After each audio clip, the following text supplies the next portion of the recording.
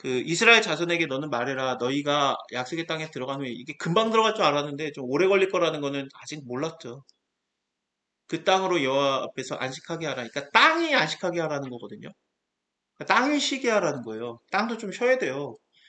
왜냐하면은 땅이 쉬는 것을 저는 이거를 이렇게 봐도 되나 싶기는 한데 여기에서 땅은 내 것이다라고 하나님이 많이 말씀하십니다. 그래서 땅은 내 거니까 그거를 내게 돌려라. 그래서 팔지도 말아라 그러는데 이 땅이라는 게 23절에 보면은 그 토지는 영영이 팔지 말아라. 토지는 다 내 것임이라라고 하지 않습니까?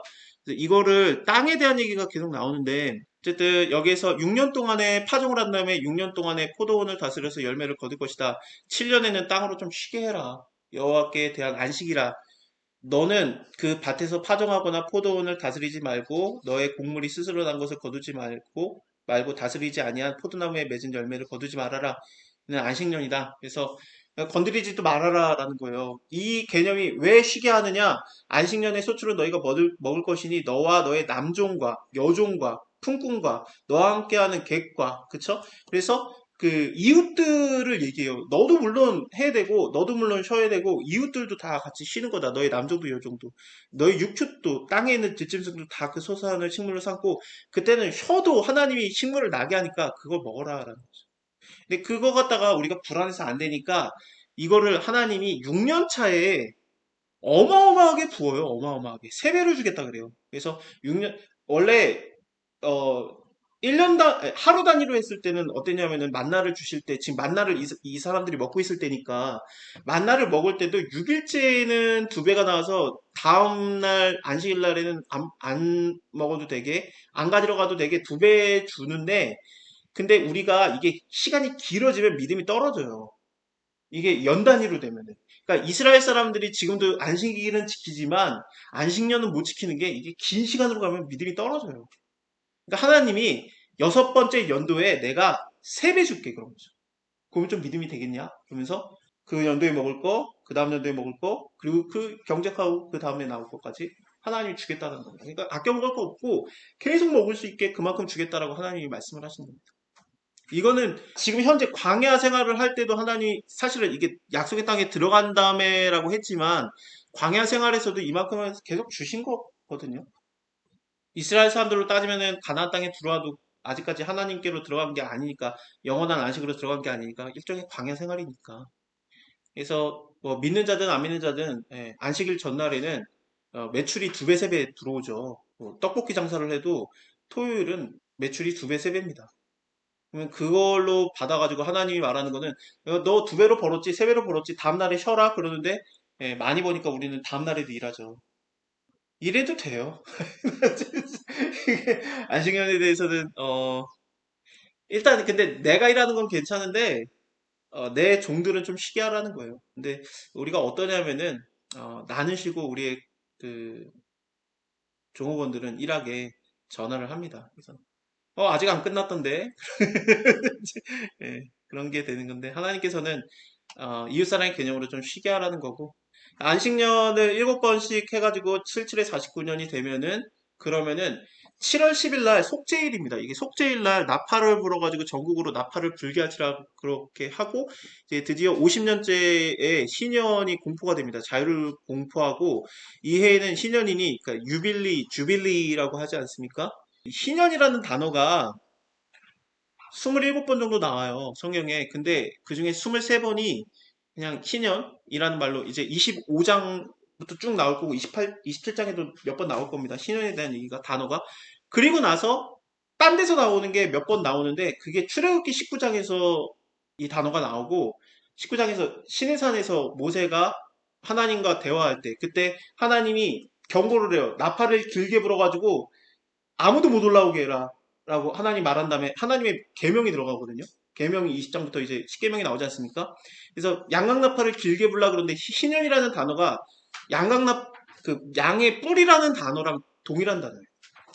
그러니까 여기서 나팔을 불라라는 게 당연히 양의 뿔로 만든 나팔을 부는 건데 나팔이라는 단어도 희년이고 이 밑에 나오는 희년도 희년이에요. 그러니까 이 나팔을 불면서 양의 뿔의 연도라고 이렇게 말하면 될 것 같습니다. 이게 또 언제 나오냐면은 여호수아서에서 안식의 땅, 그 너희에게 지시한 땅으로 들어갔을 때, 지시한 땅으로 들어가라 했을 때 들어갔을 때, 그때 여리고성 무너뜨릴 때, 이때 양각나팔을 길게 부는 내용들이 쭉 나와. 그러니까 하나님께서 새로운 것을 주실 때, 안식의 땅에 들어갈 때, 이 나팔을 길게 불게 하는 게 있어요. 이게 동일한 단어입니다. 희년은 뭐냐? 누가 나팔을 불면은 우리가 영원한 안식에 들어가는 걸 얘기해. 나팔 불 때 나의 이름, 이게 이런 거죠. 왜냐하면은 저번에 요제 얘기했지만, 요제 얘기 자꾸 해서 죄송합니다. 못 알아들으시는 상황이 정상인데, 여기 24장에서, 마태복음 24장에서 나팔 불 때 사람들이 모여든다 그랬거든요. 그 환란 후에 즉시 해가 어두워지며 달이 빛을 내지 아니하며 하늘에 별들이 하늘에서 떨어지고 하늘의 권능들이 흔들리고, 제가 요제라고 하지 않았습니까? 그러니까 하늘도 흔들리고, 그 27장에서 예수님 십자가 질 때 죽으신 다음에 땅도 흔들리면서 이게 두 개가 같이 흔들려요. 그러니까 십자가는 가운데 있는데 하늘과 땅이 흔들리니까 예수님을 요제의 제사로 흔들어 받으시는 건데, 이때에 대한 결과가 무엇이냐? 그때 무슨 일이 일어나냐면은 인자가 구름 타고 큰 영광으로 오는 걸 보리라. 저가 큰 나팔 소리와 함께, 그쵸? 큰 나팔 소리 뭐가 되겠습니까? 이거 거의 우리가 딱 느껴지는 게 희년이거든요. 지금 현재 나팔 부니까 양의 뿔에 나팔 소리와 함께 천사들을 보내리니 저희가 그 택한 자들을 하늘 이 끝에서 사방 끝까지 모으리라. 그래서 죽은 자들의 부활, 성도들의 모임, 그 십자가에서는 무덤이 터지며 땅이 진동하고 무덤이 터지며 성도들이 많이 일어나니라, 이게 나오니까 이거는, 사막 끝에서 모이리라, 이게 성도들이 일어나서 그 거룩한 성에 들어간다, 그런 얘기를 하게 되는데, 27장에서도 결국에는 우리 믿는 자들, 우리가 부활하게 된다는 얘기가 이겁니다. 이게 나팔소리라는 건, 희년이라는 건 뭐냐면 결국에는 예수님의 사역, 예수님의 십자가와 굉장히 연관이 있어요. 십자가뿐만 아니라 예수님의 사역의 전체를 다 이 희년의 나팔소리라고 봐도 무방합니다. 희년이라고 봐도. 왜냐면 희년이 하루가 아니라 1년이니까 이것을 레위기에서도 보는 것처럼 속죄 일 다음에 시작이 되지 않습니까? 결국엔 뭐냐면은 예수 믿음으로써 죄가 해결을 받고 나서 일어나는 게 희년이에요. 그러니까 예수 믿고 희년이 오는 거예요. 그러니까 한 번도 희년을 지킨 적이 없는데, 예수님이 누가복음 4장에서, 그러니까 예수님의 첫 그거거든요. 이게 마귀에게 시험 받자마자 끝나고 나서 예수님이 회당에 들어오신 다음에 이사야의 글을 읽고 나서 주의 성령이 내게 임하였으니 가난한 자에게 복음을 전하게 하시려고 내게 기름을 부으시고 나를 보내사 포로된 자에게 자유를, 눈먼 자유를 다시 보게 하고, 전파하며 그 눌린 자를 자유케 하고 주의 은혜의 희년인데, 이것을 전파하게 하려 하심이라 라고 하고 나서 책을 덮은 다음에 사람들이 주목하여 보니까 이거에 대해서 예수님이 말하는 게, 이것이 오늘 너희의 귀에 응답되었다라고 합니다. 그러니까 예수님이 지금 첫 사역이 시작되셨는데 첫 번째 설교 때 희년이 오늘 이루어졌다라고 얘기합니다. 그러니까 예수님의 첫 공생의 사역의 시작부터 끝까지 죽으심과 그 다음에 부활 때까지의 모든 예수님의 사역이 희년이에요. 그러니까 이게 1년, 2년으로 보는 게 아니라 예수님의 공생의 사역 전체를 보니까 3년이죠. 그러니까 희년을 어떻게 봐야 되는가? 굉장히 영적이에요. 뭐, 나 50살 됐다, 그러니까 희년이다, 그러니까 이제 뭐 놀겠다. 좋아요. 이렇게 좋은데 그런 개념이 아니라, 예수 믿고 우리가 회복된, 속죄 다음부터 시작되는 이 회복의 때를 말하고, 이것은 유대인들에게는 오히려 임하지 않았고, 안 믿는 엘리야 때 여러 과부들이 있었지만, 흉년 때 과부들이 있었지만 오직 사렙다 과부만 은혜 받은 거 아니냐. 엘리사 때도 문둥병이 그렇게 많았는데 나아만 장군만, 수리아 사람 이방인만 받은 거 아니냐, 그러면서 이방인에게도 하나님의 그 구원이 열린 거, 우리에게도 구원이 열린 거를 얘기하십니다. 물론 유대인들은 이거 듣기 싫으니까 예수님을 낭떠러지까지 끌고 와서 밀쳐서 죽이려고 했는데, 그렇습니다. 이게 결론적으로 뭐냐면은 예수님을 통해서 구원받은 우리의 모든 삶이 광야 생활이기도 하면서 희년이기도 해요. 희년이면은 뭐냐? 종에서 해방되는 거거든요. 종에서 해방되니까 죄의 종에서 자유함을 얻는 거. 무슨 얘기하는? 여러분들이 요제까지 들으셨는데 좀 깊게 들어갑시다. 로마서 6장에서 감사합니다. 로마서 6장에서 예수 그리스도 합해서 세례를 받은 우리가 함께 예수와 함께 죽었다, 죽으심으로 세례를 받았다고 하니까 우리가 우리도 세례를 받아요. 물 세례가 아니라 예수님의 세례와 같은 그 세례를 받는데 세례는 뭐냐? 죽으심에서 부활하는 거거든요. 그러니까 예수님이 죽음과 부활을 얘기할 때 그것이 영광이 됩니다. 예수님이 고난에 대해서 제자들한테 얘기한 다음에 하나님 감사합니다.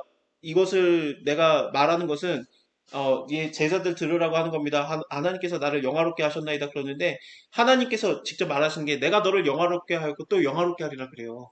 그러니까 그동안 영화롭게 했던 것과 또 영화롭게 하리라가 있는 건데 그동안 영화롭게 했던 거는 뭐였냐면은 죽을 고비를 많이 넘기신 예수님의 그 고난을 얘기해요. 그러니까 죽을 뻔했는데 살아나는 게 영광이거든요.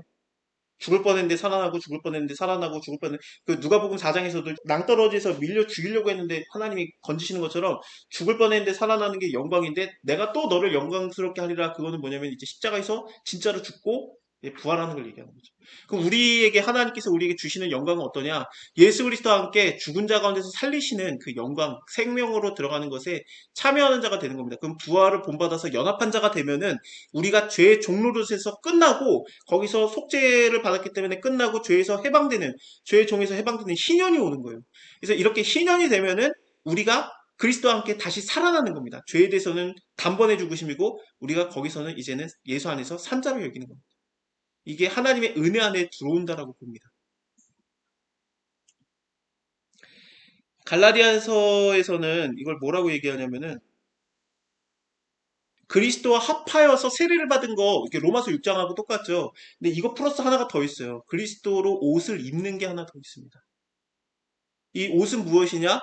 이 옷은 어린 양의 피로써 옷을 빤자기 때문에 이 옷은 마치 탕자에게 그 돌아왔을 때 옷을 입혀주는 아버지의 모습을 볼 때 옷을 우리가 준비하는 게 아니에요.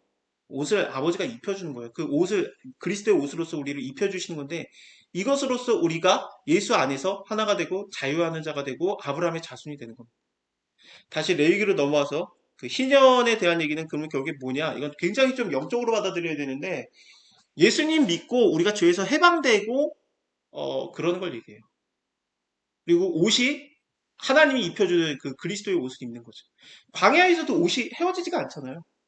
그처럼 우리에게 절대적인 옷을 주시는 겁니다. 그 옷은 예수 그리스도의 어린 양의 피로써 옷을 빤 그 옷을 입는 겁니다. 왜냐하면 옷을 입히는 것을 성경에서는 굉장히 어떻게 보냐면은 창세기부터 요한계시록까지 쭉 보기 때문에 그래요. 그 인간이 죄를 졌을 때 그 옷을 해입혀 주시는 하나님 가죽 옷을 입혀 주시고 그 다음에 마지막 때 그 세마포 흰옷 입은 세마포 입은 자들 우리에게 옷을 입혀 주시는 하나님의 모습을 쭉 볼 때 이것은 그냥 처음부터 끝까지 연결되는 겁니다. 사실 모세가 그 양강나팔 불고 뭐 올라가고 막 그것도 그 옷을 빨고 70 장로들도 같이 가가지고 하나님을 보면서 식사를 하게 되는데 옷을 빨고 올라가게 돼 있거든요.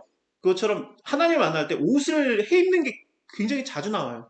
예수님께서도 변화산 사건에서 옷이 하얘졌다라는 얘기가 나오고 그거는 믿는 우리도 흰옷 입은 세마포 입은 자들이 하나님 앞에 나온다. 그런 것들을 통해서 옷이라는 것을 준비시켜 주시고 하나님께서 우리에게 입혀 주시는데 그 옷은 무엇이냐?